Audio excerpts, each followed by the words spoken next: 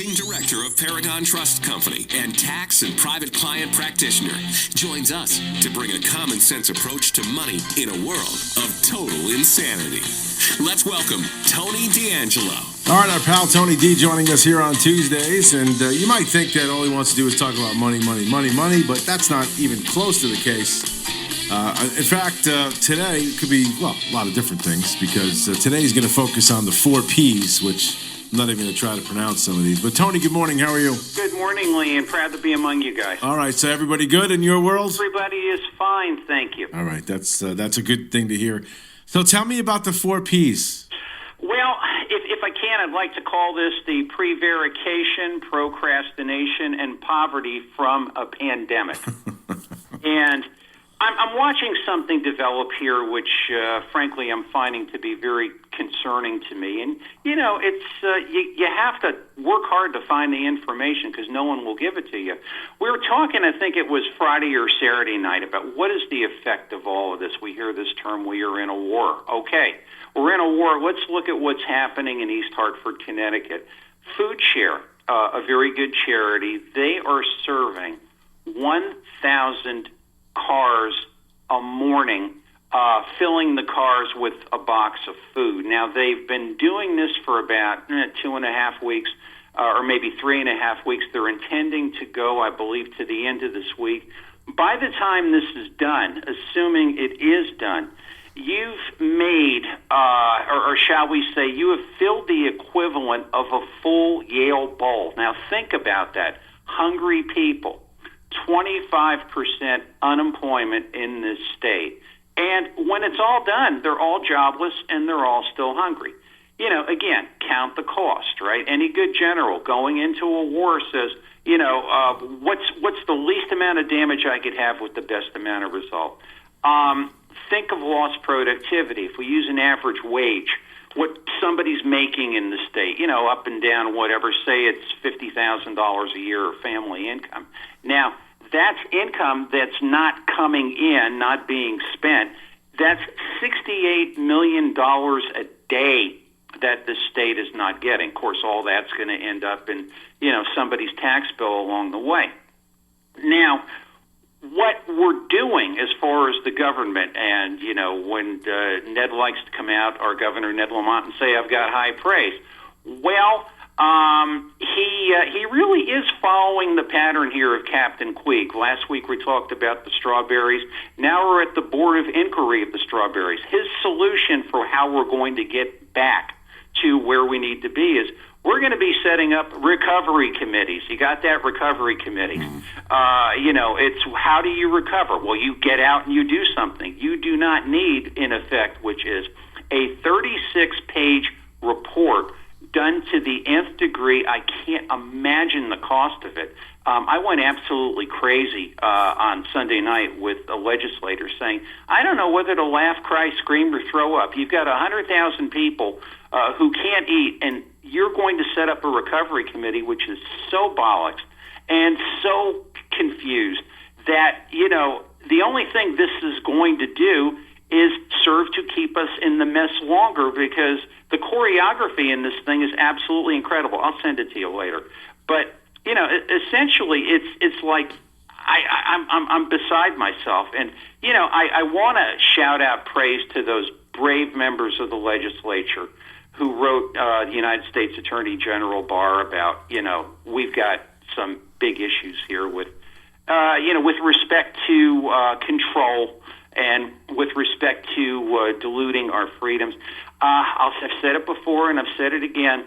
The fight has got to come from, even though I stand in admiration, I don't think it'll happen, but all of the machinery to impeach a governor is already there in this state. Go back 16 years ago, it was all laid out for John Rowland. It's not rocket science. I could find it, very, very easily. Last thing I want to say, even though this won't be the last thing, because they changed the metrics again on determination, if you can believe it. This is like you're catching a ball game, Lee. The umpire's giving you 4 strike zones within the same game. Think about that. Right. But in education, Mr. Katsoulias over at UConn, who I understand has not reduced the salary, is saying that he's going to be in the hole $129 million. And the world is changing. The metrics are changing. The way we go about things are changing. When I think of the heads of the nonprofits and the universities and how they are, or the hospitals and how they're lauded as heroes, it's like, guys, where were you when the lights went out? I mean, George Bush was talking about pandemics in 2005, and now, we've been playing catch-up ever since, the game started. So that's hopefully 3 or 4 balls kind of ending up somewhat in the same place. I know you got a ton of questions. Well, I see a lot of the folks certainly with an R by their name are really screaming hard for a quicker rebound, a quicker reopen.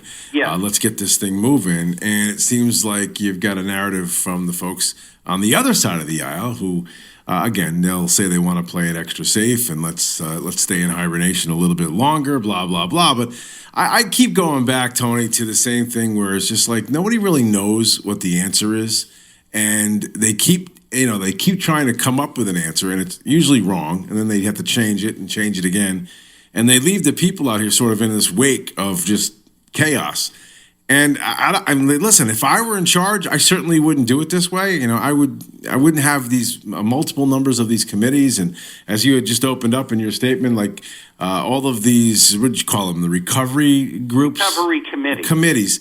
And I'm sure that those recovery committees, probably like that one committee that was formed, they probably are not subject to FOI, so I don't know what's going on in there. I'm sure that's part of it. So I have no confidence, let's put it that way, in the leadership in this state right now. Well, again, we use this analogy war, and I know we have a lot of dear listeners who are vets who fought in actual wars, and, there's no comparison between that and this. But that said, one of the things, anybody who's been in any kind of a crisis, been blessed to survive several, is that you know your resources and you know where you have to go to get the best result. Now, we have 100,000 people, filling the Yale Bowl or filling the Rose Bowl, who are hungry, who want to work, who can't work, and we're spending money on quote unquote an exercise in bureaucratic academia, which is, really you could use it for what you can't buy in the Walmart now for purposes of need, and that's about as graphic as I'm going to get. Right. Well, okay. So, in your estimation here, how close are we to a catastrophe economically? Well, talking with my friend Bob Swick, the economist, and other people on the weekend, it's really boiling down to a hot little bubble.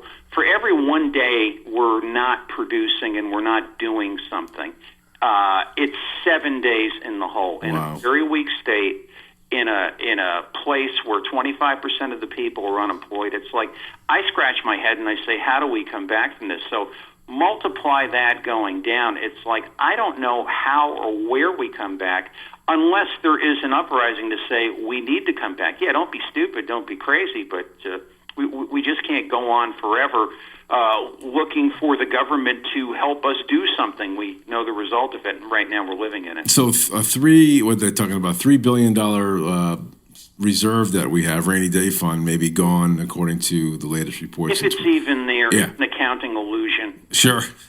If it's even there. 12 to 14 months, they're saying. But yeah, I understand where you're going with that. So I don't know. How do you run a state government with that kind of a deficit over and over? Listen, I'm not envious of Lamont, certainly. I think he was dealt a very bad hand, but I don't think he's played it very well either. So, I don't know. How do you recoup that kind of money? How can you do it? Can you do it? Well, what you could have done, and back when we were talking in March, is when you saw it coming, there could have been, okay, if we're going to use that WAR word again, it's going to be we're freezing spending, we're laying off, this is a crisis, folks, and the crisis hits every one of us. My mother would tell me the stories about World War II, and bringing the waste fats over to the butcher for bombs. It was expected of you. Everybody had to do something. But here we see a class of people who were profiting while we have a situation of people who are in really just begging for food. I mean, something's terribly wrong. One thing I do want to throw at you really quickly: the metric for deciding who is or what is a COVID-19 demise again, has been changed. I guess we had mentioned that earlier, but basically what it is now is they're throwing everything on the death certificate and using that so the judgment runs to the physician. So this way the governor could go and say, well, that's not me. I didn't make that policy decision. It's all very clever and very machinatedly, and I am very, very, very concerned. I saw an interesting a tweet. Was it yesterday? I'm trying to find it real quick while I'm sitting here talking to you. But it was, in the last 3 months, things that we all thought were complete conspiracy theories have proven to be true. One of them was that people were being marked as coronavirus victims, even though they were dying from some other reason. We also didn't know or thought it was a conspiracy theory that actually hospitals were receiving more money if they marked somebody as a COVID patient. There was one other one in there that I can't seem to find. But, I mean, we have sort of had our eyes opened up here, Tony, in the last couple of months, haven't we? Well, and from the old Hebrew scriptures, the old Jewish people would tell me, Tony, in the mouth of 2 or 3 witnesses. In other words, if one thing, okay, maybe that's crackpot. 2 things, okay, I'm paying attention. 3 and 4 things, and when they orchestrate so neatly and no one's talking about it, then you got to get a little bit concerned, and unfortunately, that's what we're seeing. All right. Listen, good stuff as always. I can't thank you enough. I appreciate it. Best to everybody. All right, pal. Stay safe out there. There he is, Tony D. Again, we chat with him just about each and every Tuesday. He comes up with a different narrative, and he rolls with it. It's always good stuff, so we appreciate that. All right.